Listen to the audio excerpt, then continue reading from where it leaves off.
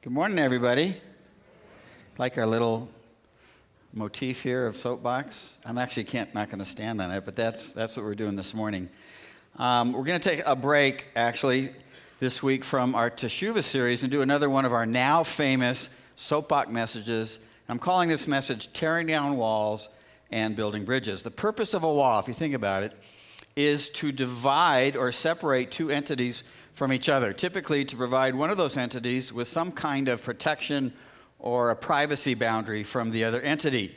For instance, many of us erect walls or fences around our homes to deter an intruder from coming onto our property, like this wrought iron fence that is around the White House to keep intruders out. During the height of the Second Intifada, Israel built concrete walls around many Palestinian cities in the West Bank to discourage suicide bombers from easily entering Israeli cities, like you see there.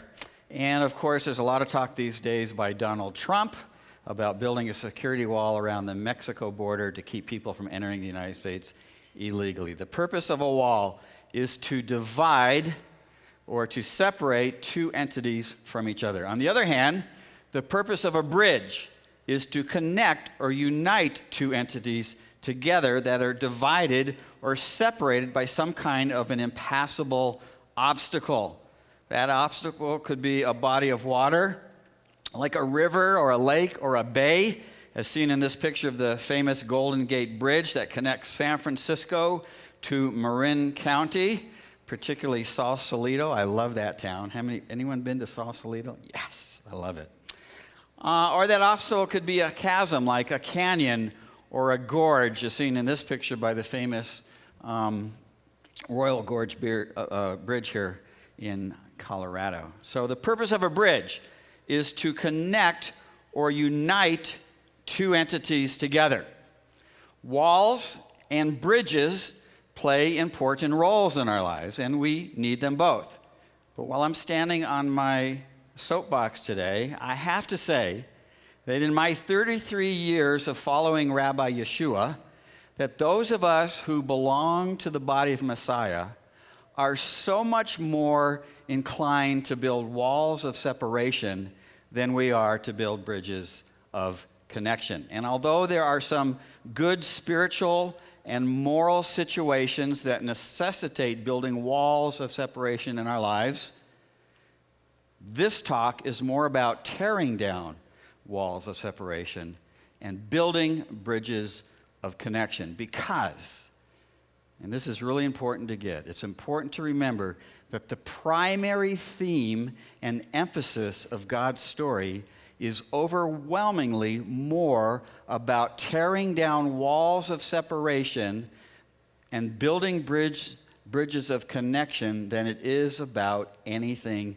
else.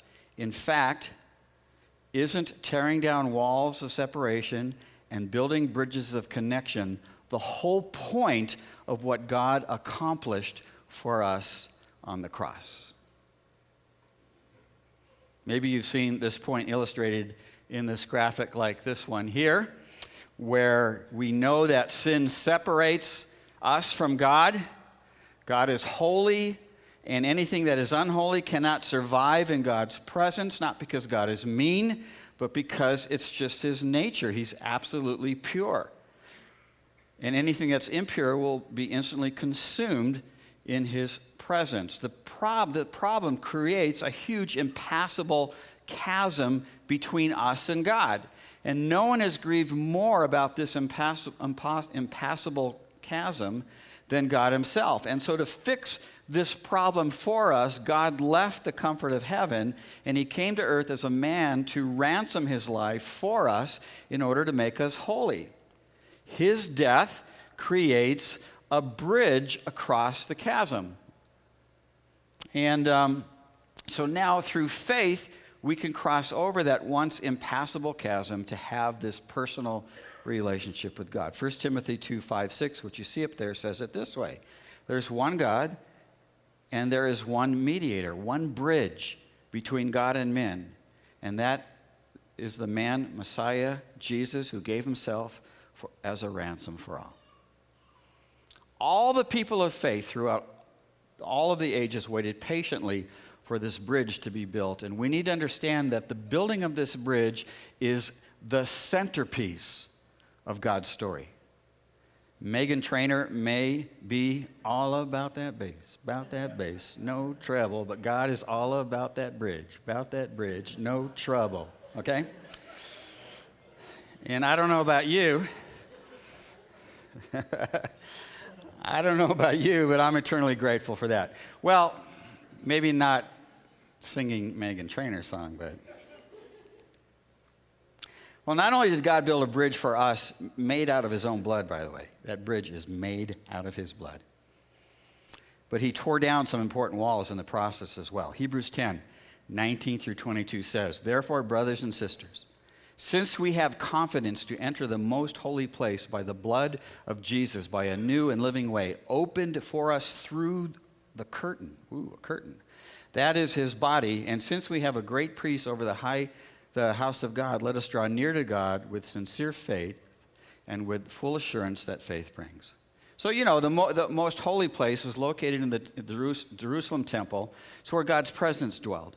Only the high priest could enter the most holy place, and he could only enter it once a year on Yom Kippur, the Day of Atonement.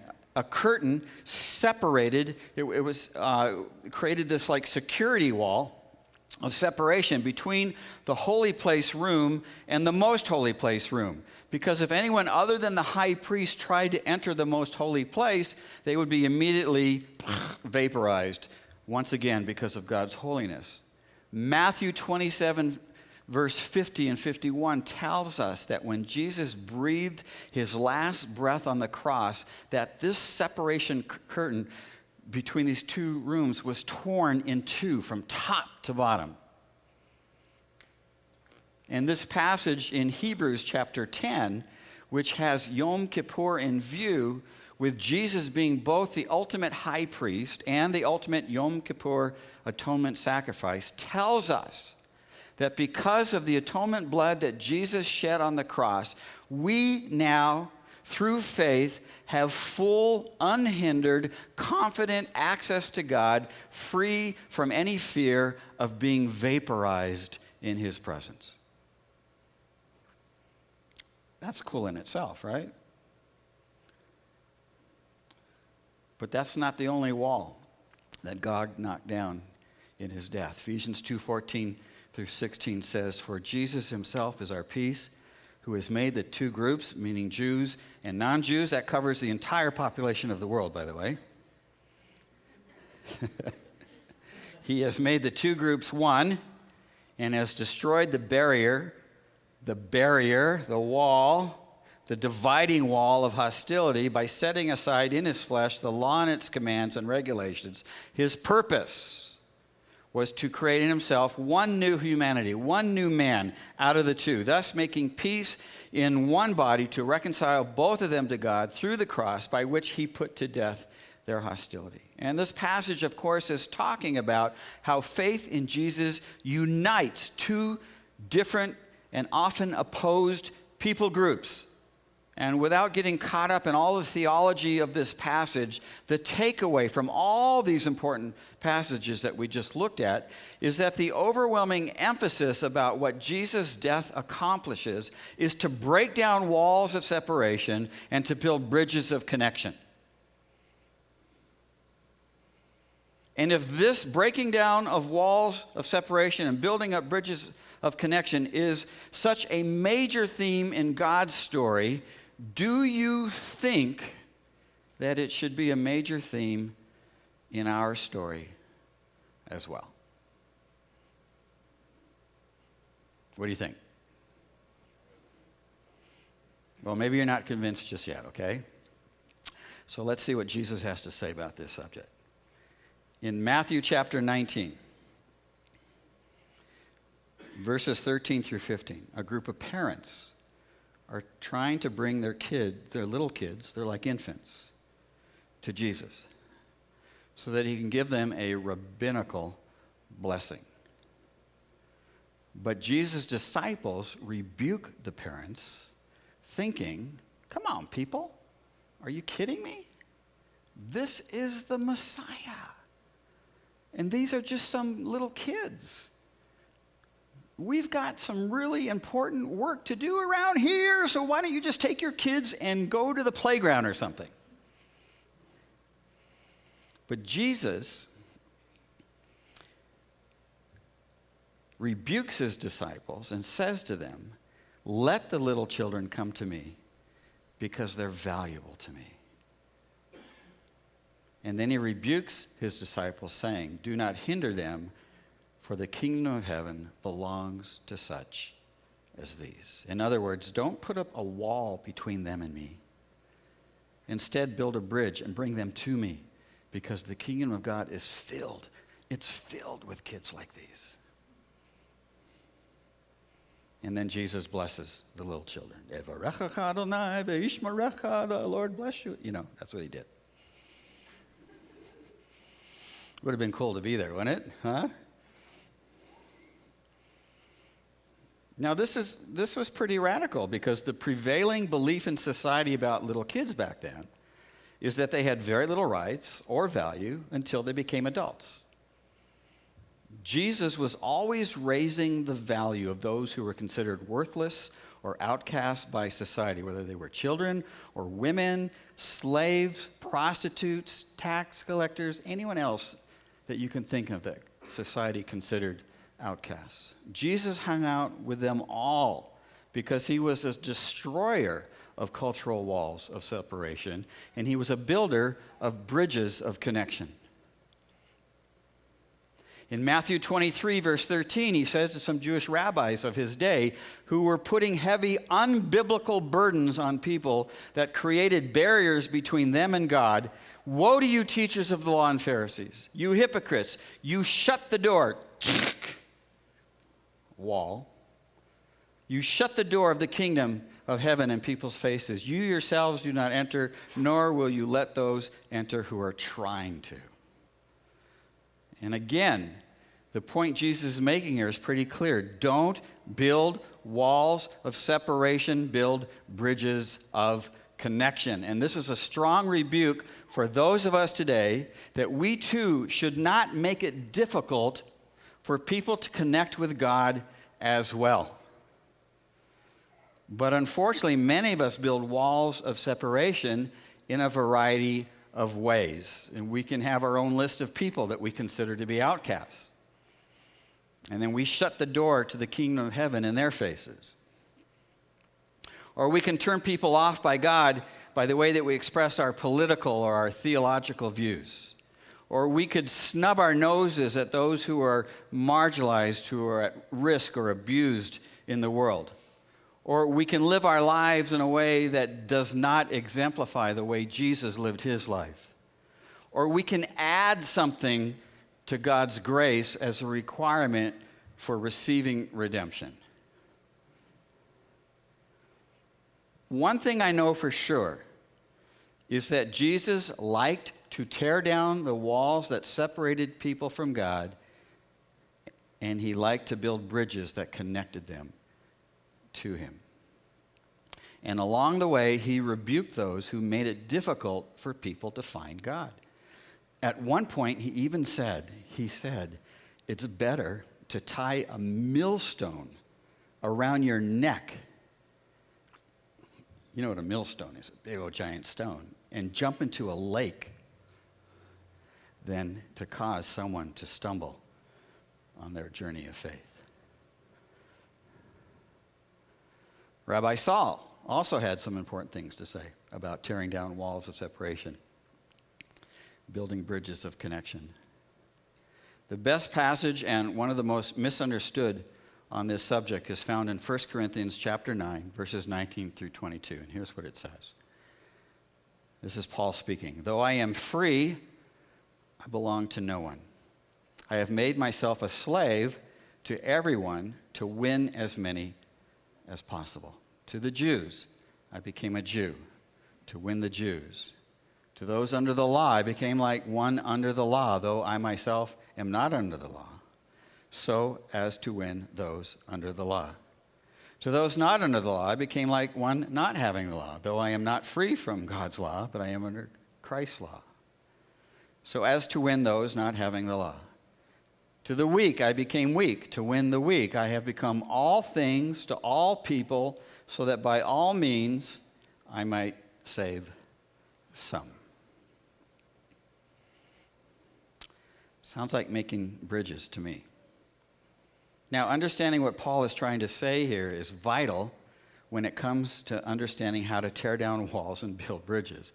And it requires probing this passage a little bit. You got to ask some questions in order to get to the right conclusions. At face value, if you just read this for face value, you don't do any probing, it would appear that Rabbi Saul, the Apostle Paul, is saying that it is okay to use deceptive evangelistic practices as long as it leads people to God. When you're with a Jew, pretend to be Jewish. When you're with those under the law, pretend to be under the law. And when you're with those who are weak, pretend to be weak. Because become all things to all people, so that by all means you can save them. Be a chameleon. Use bait and switch tactics. Be like a cop who goes undercover to bust criminals. Trick them into believing and then teach them to do the same thing. Why? Because the end justifies the means. That's what it looks like if you read this at face value. But does that sound like the kind of behavior God would condone or even allow to be included in his word? No. Absolutely not. So what is Paul trying to say here? Well, to begin, we need to see that what Paul is saying about the kind of posture he's going to take towards these people. He says right out of the chute that he's free. I don't belong to nobody, but for their sake, I'm going to make myself their slave. In other words, whatever he does, it will be to serve them, not himself. It will be for their best interest, not his. Paul is leaving his ego and his self-interest at the door to serve these folks. So right away we know this cannot be about conning them into belief by pretending to be something you're not. Besides, Saul was already a Jew, so why would he need to become a Jew? Well, many theologians believe, as I believe, that Paul is using something akin here to a literary or a speaking technique called rhetorical adaptation. This was a common practice back in Paul's day, originally penned by Socrates. And it means that if you want to persuade someone about something, you start by identifying with them. That's your starting place. You start by understanding. You start by respecting that person's worldview and belief system rather than starting by attacking it. In other words, when Paul says, I became like, it doesn't mean that he mimicked their behavior in a deceptive way, but that he started by understanding and respecting who they were. When he talked to Jews, he began by understanding and respecting their ethnicity. When he talked with Torah-observant Jews, he began by understanding and respecting their religious lifestyle. When he talked to the weak, he began by understanding and respecting their vulnerability. In other words, Paul didn't treat people like they were his project. He treated them with dignity and respect. Like they were his friends, people he served, not people he lorded over. And as a slave to these folks, Paul honored them and he served them and he related to them, even though he had a very different worldview and belief system from them. No walls, just bridges. And in thinking about it this way, we can easily substitute other people groups. When Paul talked to gays, he began by understanding and respecting their sexual orientation. When he talked with Muslims, he began by understanding and respecting their spiritual preference. When Paul talked to his next-door neighbors, he began by understanding and respecting who they were. And I think if we're honest with each other, those of us who call ourselves evangelical Christians have a reputation of not being very respectful of those who have different worldviews, lifestyles, and belief systems. And we use things like apologetics to attack their worldviews, their lifestyles, their belief systems. We create websites and radio programs with names like Defenders of Truth. And we use militant names like Army of God and Soldiers for Christ.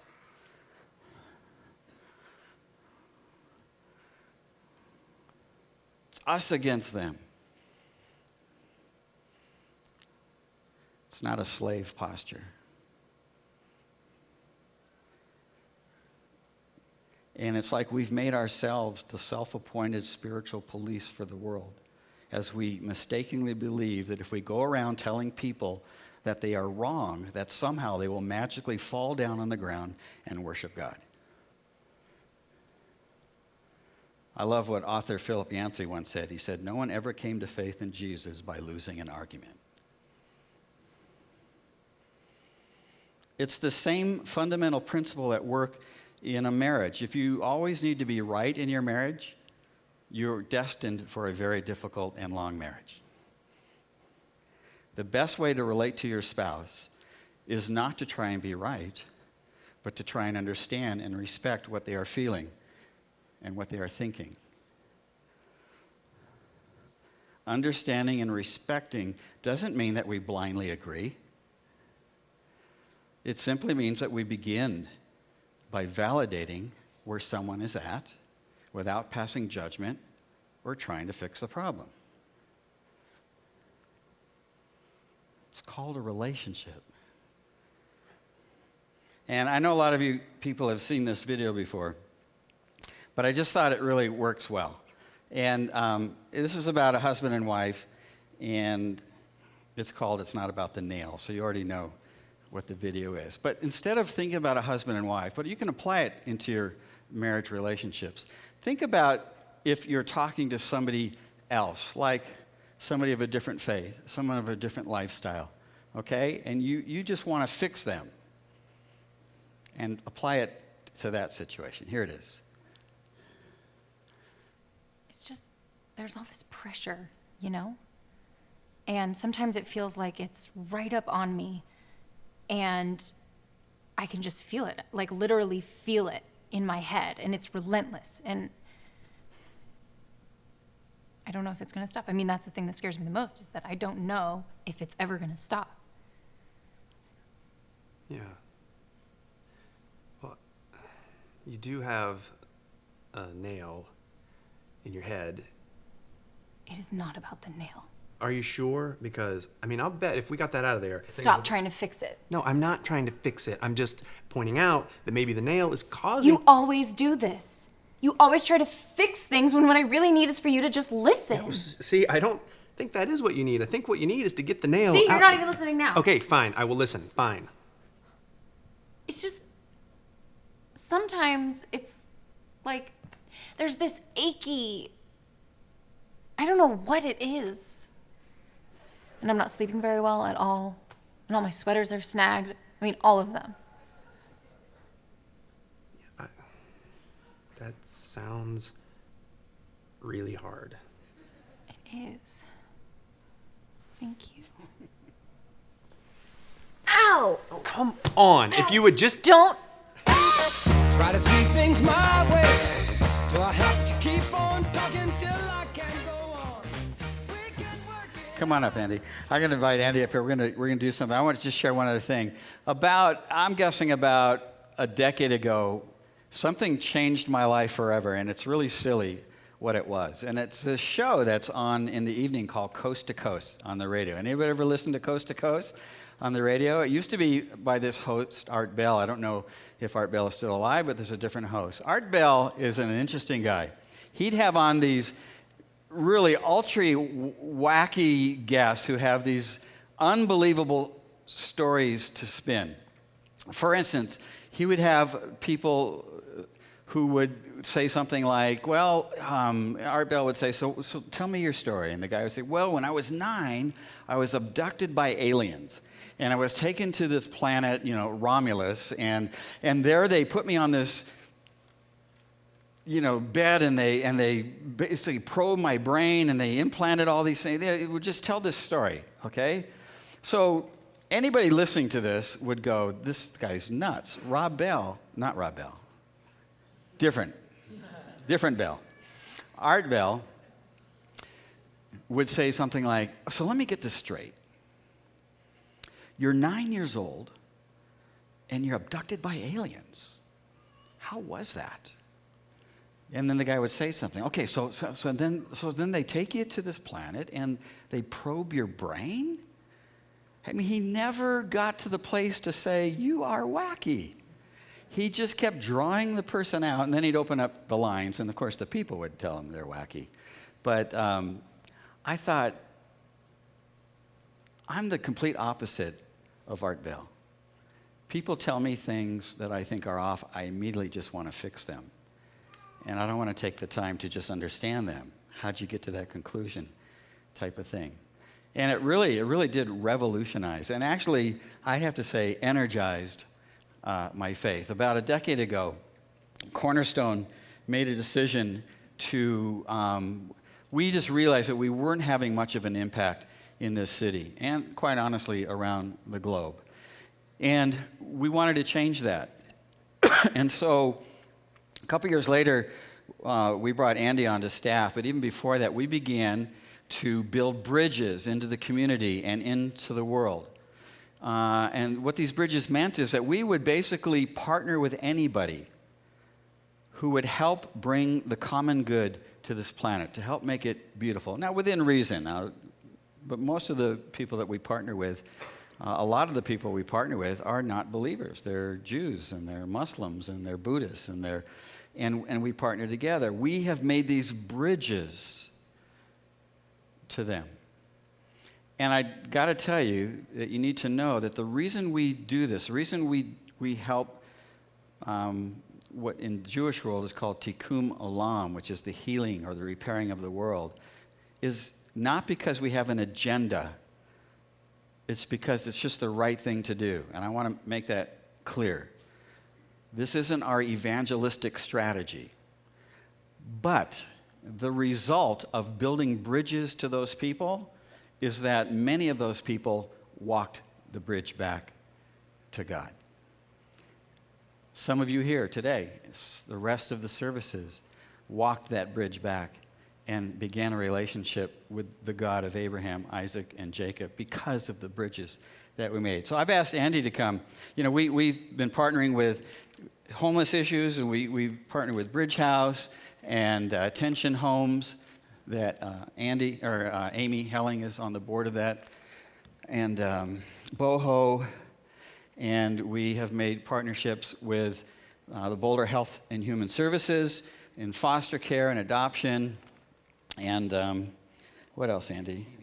Oh yeah, Boulder Valley School District with schools like Ryan Elementary. You hear we have people up here sharing stuff, and I was talking to Andy this week, and I said, wouldn't it be cool just to share some of the stories of people who have been touched because we have built some bridges that way. So, what do you got? All right, I'll share with you a couple. Maybe I should hold it. So, like Ryan Elementary is probably one of the major areas where we partner in terms of time and our resources, and we've been there for 5 full school years, and I mean, there's so many stories of just open doors with that, but I want to tell you a couple. One is a lady, she's the community liaison, her name's Sheila, and she would say, because what she does is partner with all these families who are in crisis. About half the student population is in poverty, comes from homes of poverty, and so she's helping them and bringing resources to these families, and we've done so many things to help single moms repair cars, or kids and families are about to be evicted. We've helped with that situation, providing food. A lot of times families in crisis, and Sheila and I have worked together on. So, but she would say there's no one who really supports her like us, and she feels like there's someone who really cares about the same things she does. But I want to tell a little bit of a story. So it's sort of a bad in the beginning, but a little over a year and a half ago, Sheila was here for an Advent. We were raising money for Summer Explorers. And so during the break, or when out in the lobby, and I was probably talking to someone else, someone talked to Sheila, and so right before we come back for second service, she said, Andy, I need to talk to you. And she said, someone came up to me and said, that's great that you're helping kids learn to read, but they really need Jesus. They need to be saved. And she goes, I didn't have the heart to tell them I wasn't saved. And I thought, well, it's probably none of you, by the way. It's someone who's probably just visiting and different things like that. So, but here's what she said to me. She said, Andy, you can't just walk up to people and talk about your faith. You need to show them you really care first, and then you can talk to them about your faith. And God actually used that. I had great opportunities to talk with Sheila and to say just what Gene was saying. I do this not so that people will become followers of Jesus. I do this because I'm a follower of Jesus, and we follow Jesus. And I've had many opportunities to talk with her about her faith in a great way. Another illustration. Andrew and I have had dinner with her 2 weeks in a row. Yeah. I mean, she's a great gal. She really is. She's a good friend. By the way, all my stories are women, which I think tells you if you're a man and you care about justice and mercy in this world, you're unique, and you can make a huge impact in the world. But another story is, the big issue now is the whole bathroom gender thing. And actually, Ryan Elementary was one of the first schools in Boulder Valley School District, which is recognized around the country as being the model of this, to have gender-neutral bathrooms. And it really happened because there was a girl who gender-identified with a boy, and she was belittled by other girls in her bathroom, and the principal, as a believer, just said, we need to provide a safe environment. And so all the bathrooms became one in, one out. And so they're gender neutral. It's just no different than the bathroom behind me in the hall. So one person at a time. One person at a time. And so the cool thing is Cornerstone was actually helpful in that because they needed hall passes. They had a little hook where they could hang them on hooks outside so a student was occupied so kids could be safe. So we actually got 2 men from our church that made wooden hall passes and shellacked them and all that. They rave about that. And, I look at that as like we could have pounded the table, but let's find that common ground. We care about kids being safe. Well, the moral of that story is that a few weeks ago, the mother of that little girl stops me in the hall. And not about this, but she goes, Andy, she goes, do you work at a church or do you have another job? What do you do? I see you here a lot. And so I kind of explain. And she's seen a lot of you come there and partner and different things. And she goes, yeah, and I was reading something else you did. And she was talking about Reintegra and being on the board with that. So I explained, and she goes, man, you do good work in the world. There needs to be more people like you in the world. And I share that not to pat myself on the back or anything, but I feel like that's the aspect. I could have, we're not going to partner there. If this is the way you're going to be, I could have built walls, but it's to build bridges, builds bridges with people in a great way. I'll tell you another story. We have a lot of people that seek us out. Not only do we partner with, like Gene mentioned, but they want to partner with what we're doing. And that happens at Ryan. I have a number of people in the community that want to help kids, and they find us. There's a lady who started being a part of our refugee ministry, and she comes to Cornerstone just when we have team meetings because she's part of our team. She's not a follower of Jesus. And I had a great opportunity last summer to talk to her about this and how she feels about coming. And she said, my husband and I, we had a bad experience in church, and we felt we weren't welcome. And I wanted to work with refugees, and you're the only ones who are doing it around here. And I thought, great, I've got to work at a church, but I want to work with refugees. And so she comes, and her whole attitude has been brought back to the Lord by just serving together. I'll tell another story. Real quick one, and then I got one, and then... Okay. All right. It's always hard to pick the best one. I'll tell you about this lady named Alison, because this is about being a Jew, to reach Jews.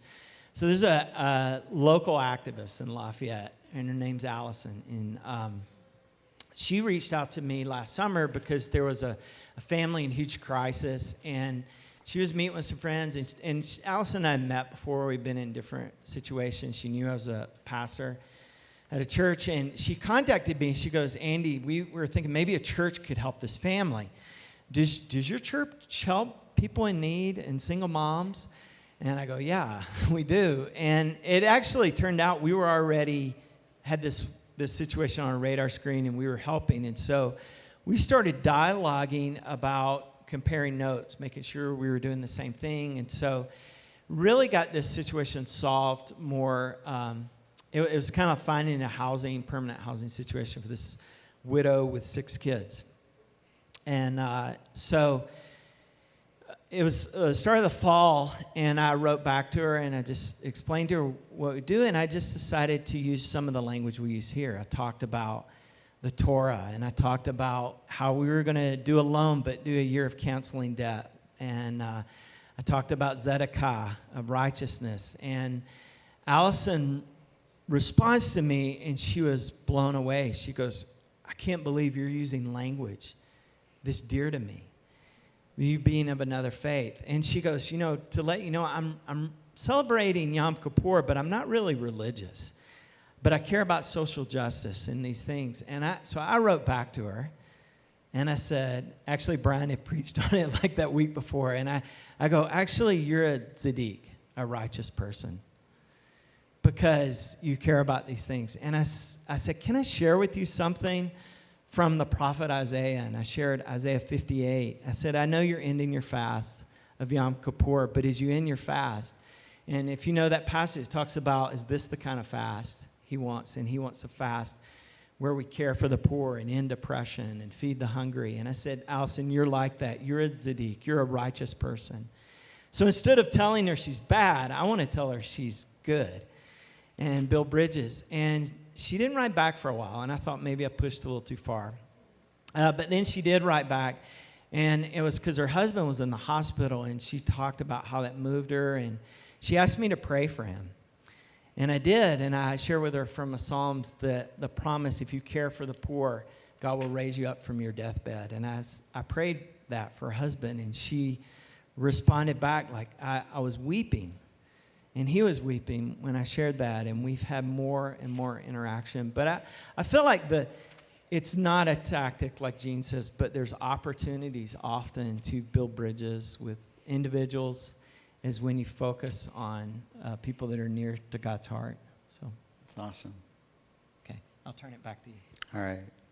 So I haven't really made this public. I mean, a lot of people know, but for the last 6 months, I've been involved with a group that's made up of Jews, Christians, and Muslims.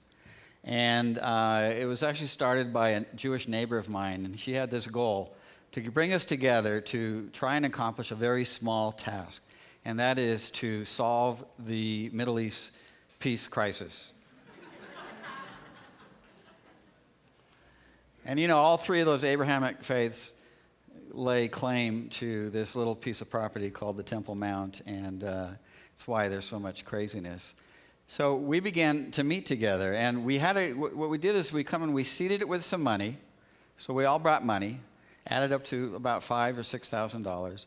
At the end of our time, which happens this Thursday night, we are supposed to decide on an organization to seed that money to, and that is trying to solve the Middle East peace crisis, but it has to satisfy both Jews and Palestinians. It cannot just lean to one side or the other. And it's been an amazing journey discovering what we have in common, what we have different. All of us realize that we have both those things since we all trace our roots to Abraham. No one's trying to persuade one person one way or the other. There's a lot of respect there. But let me just tell you something that happened as a result of this. About 2 months ago, I got a call from a young man who's a teacher here in Boulder. His name is Khaled. His family's originally from Turkey. They're Muslims. He called me and said, I'd like to meet with you. I am interested in exploring Christianity. Would you share with me? So we went out and we had lunch together. and for about 2 hours. Amazing time. Really a super, super intelligent young man. Very methodical in his approach.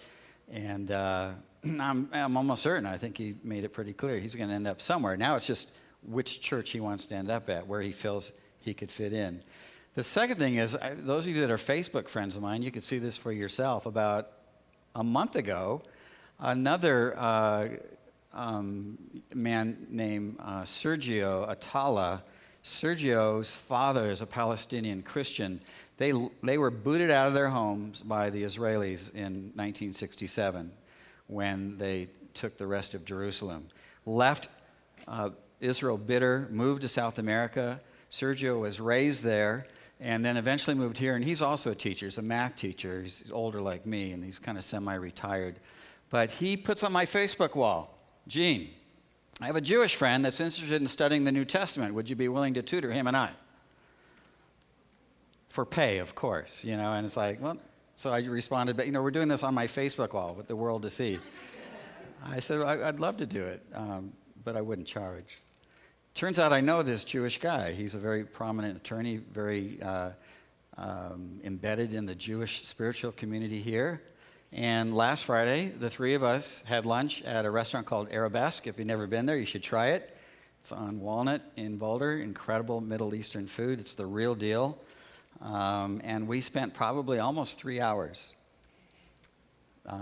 exploring Christianity. Now, listen, my goal with that group was not to go in there with an evangelistic component. I like these guys. They've become friends. There's several other Muslim friends. Maybe you guys know Ryan Harris, who plays for the Denver Broncos. He's a Muslim. He's part of that group as well. He now plays for Philadelphia, I think. They traded him. But it's been an incredible group, and I'm going to miss it when we finish this Thursday night. But it's the bridge building that's important. That's what I want you to see. And not only that, but it's really changed me. It really has. It's just another way to get out of my box, out of my comfort zone, get to know people who in the past I've demonized, and to know that they're just like me. Two of the Muslim women, one of them is a doctor, and the other is an architect, and it just knocks down these kind of stereotypes that we hear. So, I don't know. This is my soapbox today. We need to become all things to all people so that by all means we might connect some to God. But we do that by tearing down the walls of separation, not building them up, and then building lots of bridges of connection. Are you out here by yourself? Where'd everybody go? I was going to have him come out when you prayed. You changed it up on me. Do you want me to sing with you? Yeah. Let's stand up.